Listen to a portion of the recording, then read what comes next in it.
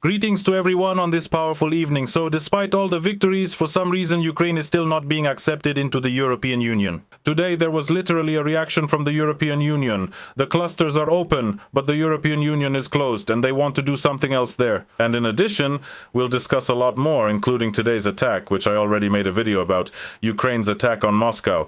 There's a lot of interesting stuff there. And before we start, I want to show you a video, and I'll show it in full, about the attitude of the Ukrainian authorities toward Ukrainians. Alright, never mind the European Union or everything else, but here we have a certain character. This is a government official, the head of Ukraine's postal service. It's called Ukrposhta. And he's talking about how he has a high salary, and those who criticize him, just listen to who they are. Angry people, the ones shouting about my salary. Now that's a twist. Can you imagine? A government official is calling Ukrainians the worst names just because they don't like his salary. Just because of that. Not because they don't like him, although I think more and more people don't really like this curly-haired character. Not because of that. Well, just listen to him further. Ponies pay less taxes. They are dozens of times less useful to the armed forces than I am, I'm telling you. Go ahead. With a malicious grin, this character says that the population except for him pays less taxes and accordingly is less useful to the armed forces. So he thinks that either he works for such a salary working hard, or maybe he didn't set it himself or something else.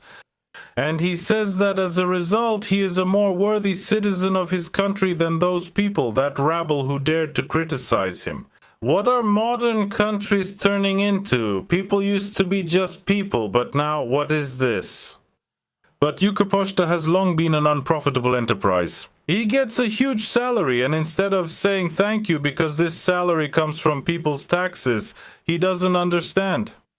It's like there was some deputy recently who was saying that there's separate legislation for deputies and separate legislation for the citizens of Ukraine. So this guy is telling all this. How can something like this happen in a country where the main concept is supposed to be democracy? Honestly, I don't understand. Razum about the tax? What, you love Ukraine for free? Let's love Ukraine for money. So your salary is paid by citizens' taxes. It's not like you're some businessman who worked his way up from nothing and earned this money, now giving yourself a big salary. People are paying you. I'm just shocked. He doesn't even understand, this character, where his salary comes from. So what can he possibly manage? I'm amazed how he can even bring a spoon of borscht to his mouth without spilling it with skills like that. It's just insane. How? How? People like that end up becoming some kind of managers. Well, let's see who paid how much in taxes. Then we'll talk about love. Loving Ukraine for money. Let's love, he says, Ukraine for money. Well, yeah. Alright, that's that. This is just to understand what modern officials are like, so this is one of them, and of course there are others. That's why.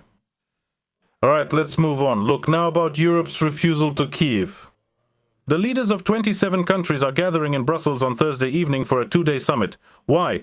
To grant Ukraine associate status in the bloc. What is associated status? It's like when you're sitting somewhere people gather to eat, you're on a folding chair watching them eat and smelling their food. Well, basically that's it. They make toasts, pour themselves expensive cognac, you watch all this, smile, sometimes they talk to you, but you don't make any toasts yourself. That's a rough concept of getting closer. And Zelensky has already said that Ukraine is against it. We are, says Zelensky, like a porcupine that turns its spines against its enemies, including defending the European Union. That's why associate membership doesn't suit us, meaning Zelensky. In the end, they are still pushing Ukraine into this associate membership. And these clusters, open and closed, which are needed there for discussion whether to accept Ukraine into the European Union or not, it seems they've already decided to accept it. So basically it just doesn't matter anymore.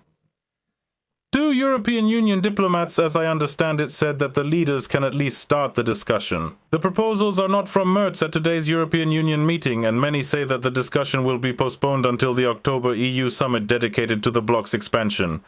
So, this decision about admitting Ukraine as a full legitimate member of the European Union is fake, since they will only start discussing the preliminary concept proposed by Merz in October. It's not about admitting Ukraine to associate membership yet, it's just a preliminary discussion. Well, this is a very slow process, and now we're probably waiting for another statement from Zelensky with another give us money request. We want to join NATO, we want to join Europe, we want to go there, maybe even become a member of Cabo Verde. Just kidding, of course.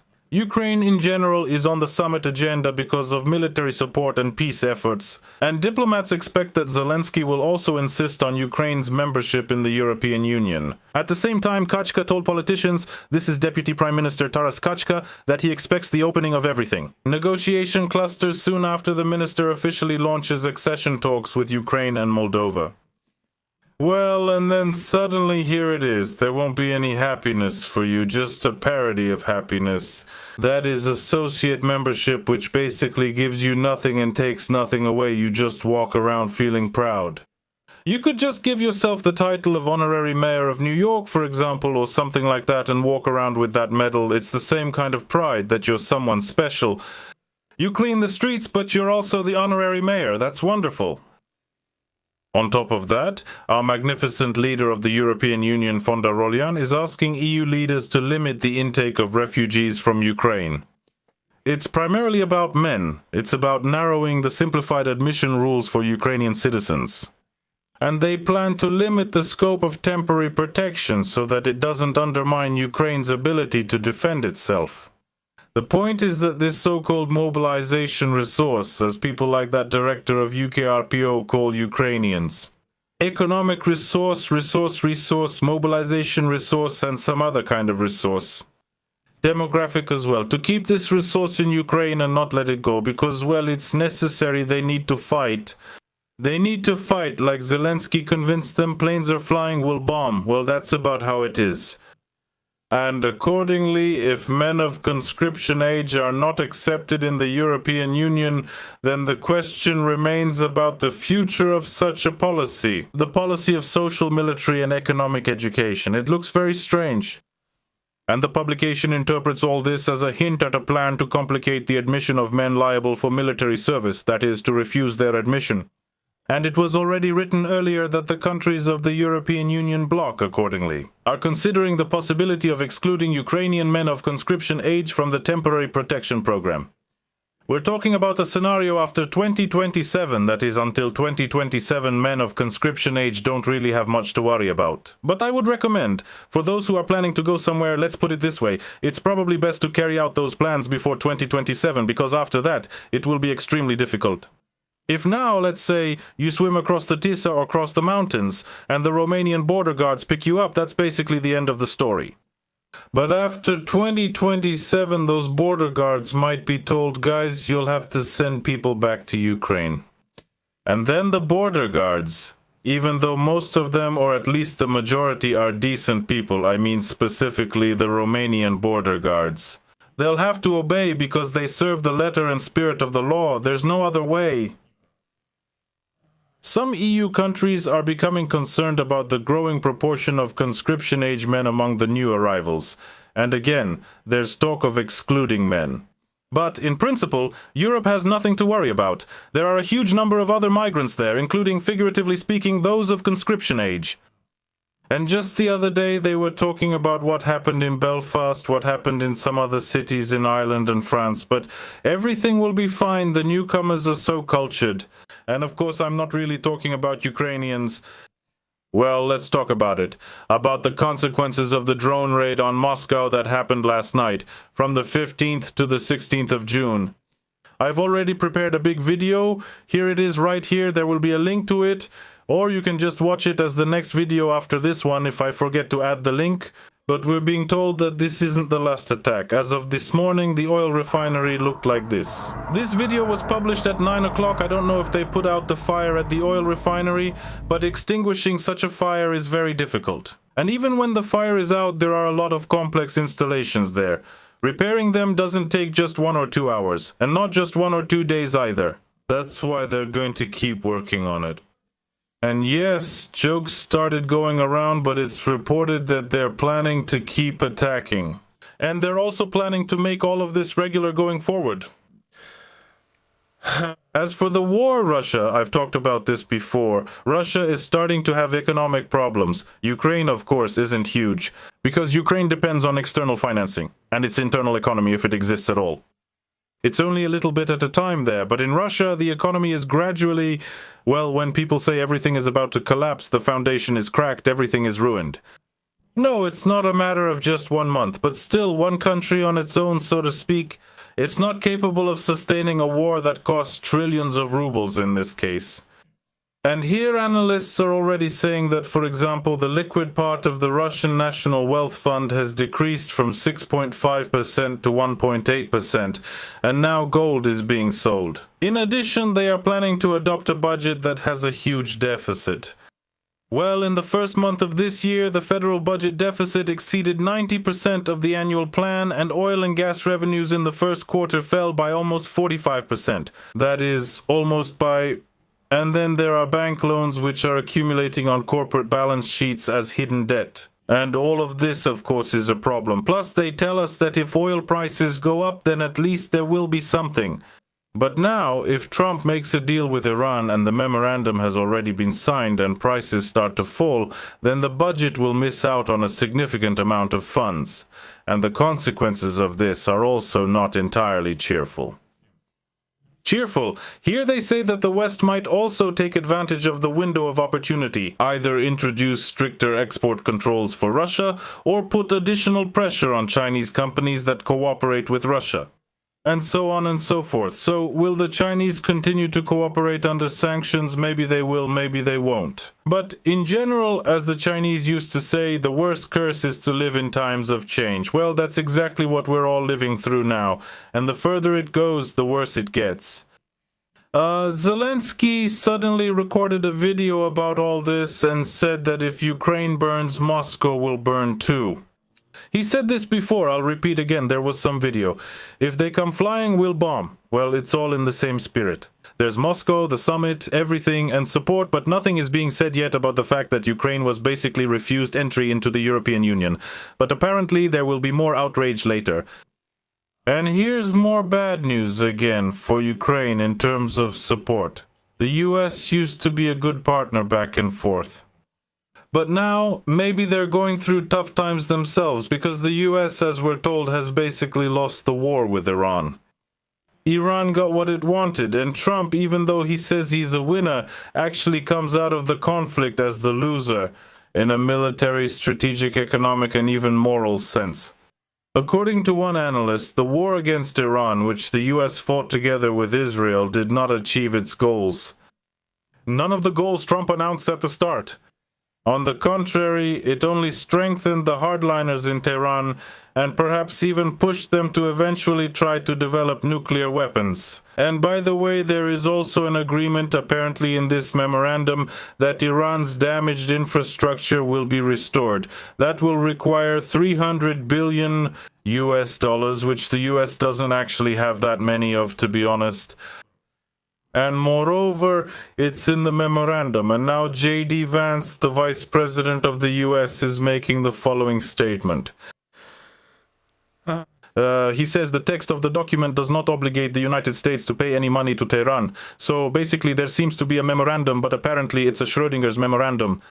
Here it exists, there it doesn't. One thing is written here, something else there. That's how it goes. Despite the presence of a controversial clause about a plan to restore Iran for $300 billion, at the same time, J.D. Vance emphasized that the agreement implies some financial support in favor of Iran, but only if Iran changes its behavior. In which direction Iran should change its behavior, what exactly it should do, well, it's absolutely impossible to understand. On top of that, Vance started criticizing Israel, and here comes the next news. The relationship between Israel and the US has seriously deteriorated lately. And this leads to the fact that this very tandem, Israel and the US, is starting to become unbalanced. It turned out that the allies who started the special operation and epic fury against Iran together ended up disagreeing on whether it's time to end it, and now they're criticizing each other. It is reported that Trump even yelled at Netanyahu, and Trump himself is eager to put an end to the American-Israeli-Iranian war, which is burdening the US economy. That's really the case. But the Prime Minister of Israel wants to continue the war, and now the President allows himself to make harsh statements about him. Why are you blowing up a building, says Trump. Stop blowing everything up. This is criticism directed at Benjamin Netanyahu. He also complained that the global economic downturn from the war could link him to Herbert Hoover and the Great Depression of the 1930s, but that's actually true. So, on top of everything, Donald Trump and Netanyahu discussed points about Iran not producing nuclear weapons, and the Prime Minister of Israel, which is quite logical, asked Trump how this could be confirmed. Will you confirm it? Well, actually, that's really the case here. And if before Iran perhaps didn't intend to make nuclear weapons and just needed a reliable energy infrastructure, now, after things like this from the US, I think their actions are quite justified. They're capable of, well, starting this whole program to create nuclear weapons, I mean. After all, Iran is a much more powerful and larger country in military and economic terms than North Korea. But North Korea managed to create nuclear weapons, and not just one bomb, but several, and they're quite modern. What Iran could achieve is something we can only imagine. But these ideas are by no means optimistic when it comes to our future, dear viewer. But I hope that powerful leaders will comfort us. And right then, two Piroshki burst into our studio and start discussing that the war needs to continue so the planes keep flying and bombing. And here you need power glasses, because a character like this, not a small one like the one on the right, well, you can only perceive him. He radiates such a stream of patriotism and power that even glasses can't help. Here, the current position, especially with the previous speaker, I can say, is immediately about the 1991 borders. Who would doubt that Pirozhachok would advocate for the 1991 borders? This horrifying Tarifiku, as the Spaniards say, Mommy's Pirozhachok sitting on some comfortable couch telling us what needs to be done. There just aren't enough caricatures for characters like this. Well, just look at him. So, is he fighting? No, of course not. Well, but nevertheless, as someone might say, dear Ukrainians, they're babbling about the need to reach the 1991 borders. What is this? Where do you people come from?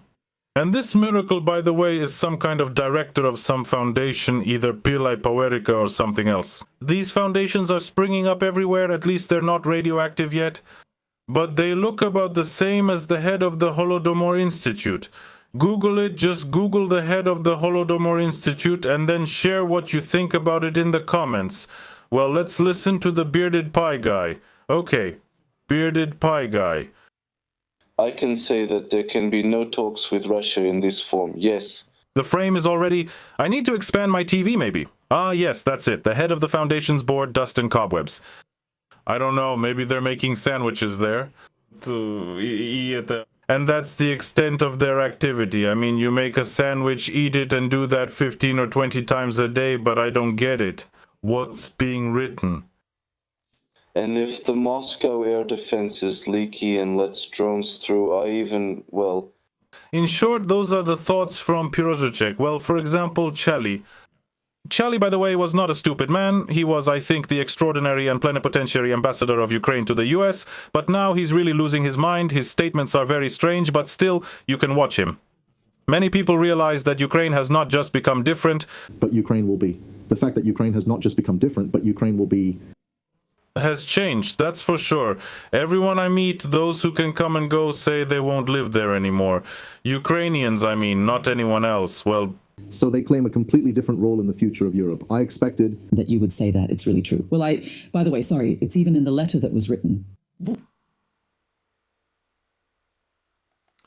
Yes, even the video couldn't handle this Yanina Sokolova. Well, let's watch someone else. Here we also have several representatives of the Ukrainian political elite, and I would highly recommend listening to some of them. Well, for example, here we have Zhenochka, who says that women can replace men. Here in your group, of course, there's a cheerful one, like a bus driver. Just happens to be here. But she's also somehow she managed to walk down the street. Of course there are some, they all can go.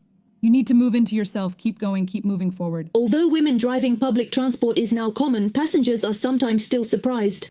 They're surprised to see a woman driving such a large vehicle.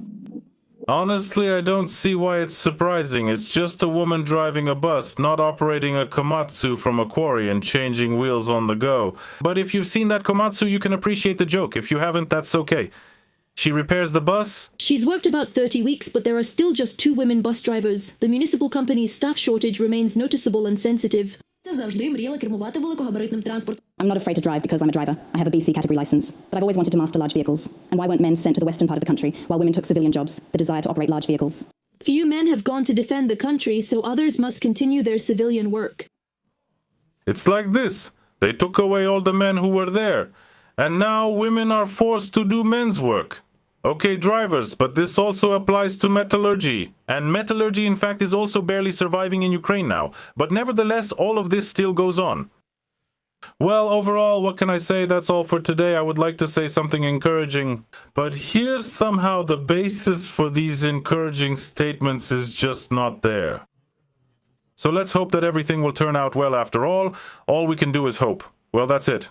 Goodbye, everyone. Sent. I was transferred to the artillery. The commander says, go fly the Vampire. I tried it and the same day transferred to the Vampire. I was hooked instantly, carried it, adjusted the sides, wound it up. They sent me to the front line for the first time. The generator can't be removed from that height. If it's 5 or 10 meters, it'll break. You had to go as low as possible. We already send them there. Before, I used to stay for about 25 days, go out for 5 days, then return. At least to go outside, to wash up safely or do something.